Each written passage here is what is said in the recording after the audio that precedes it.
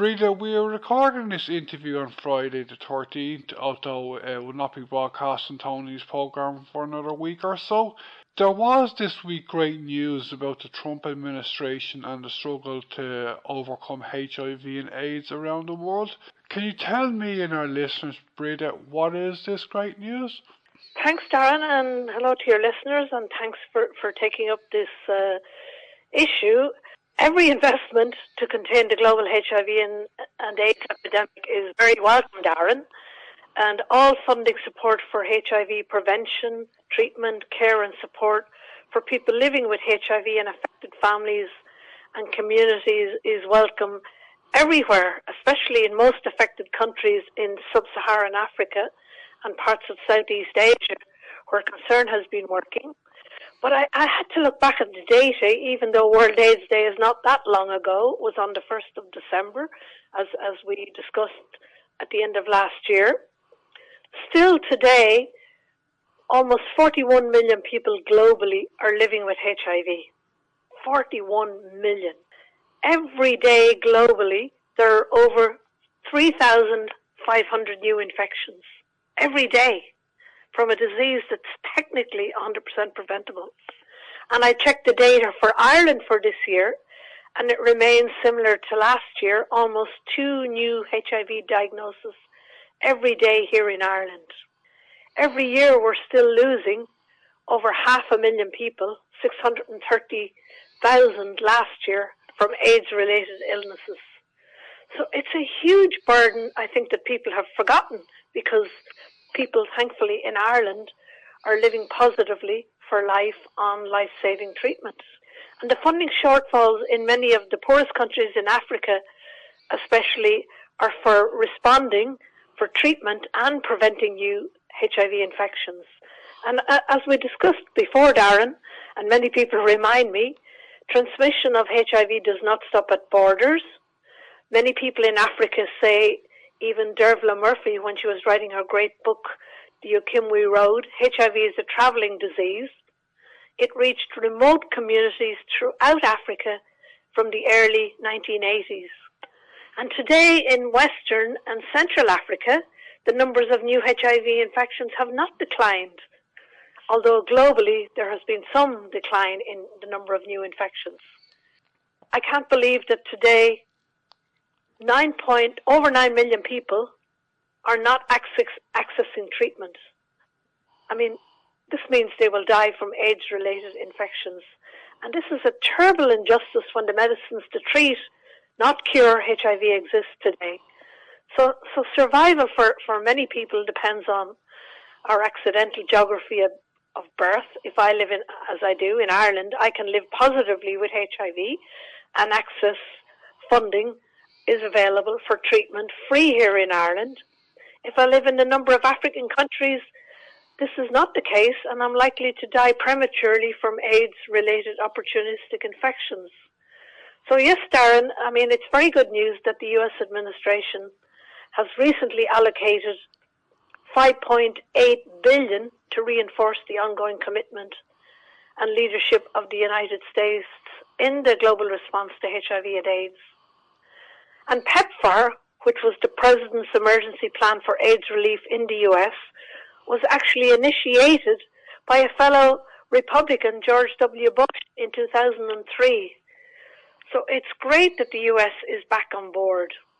And it was good to read that President Trump signed the spending package earlier this month on the 3rd of February. And it's being divided in terms of $4.6 billion to bilateral HIV and AIDS support through the Global First Health Strategy of America, $1.25 billion to the Global Fund, which is used to support the response to AIDS, TB and malaria, and an additional $45 million is going to the leading UN sponsor of the AIDS program globally, UNAIDS. And I think we've discussed UNAIDS before, Darren. I mean, it's 11 UN organizations, from the UNHCR to UNICEF, World Food Program, UNDP, UN Women, the World Bank, World Health Organization, all united working in partnership to end the AIDS epidemic by 2030, which is now only 5 years away, as part of the Sustainable Development Goal Programme. UNAIDS was only established in 1996, and the US government has been a leading partner and thankfully has recently renewed its partnership to the UNAIDS program to 2028, so 2 more years.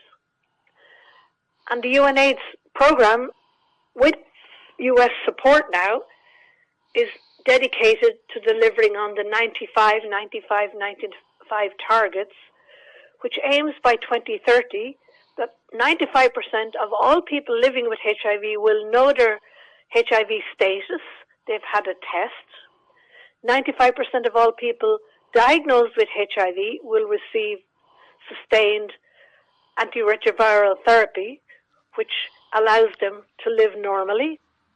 And 95% of people receiving antiretroviral medication have received treatment to suppress viral suppression, which means they can live a relatively normal life.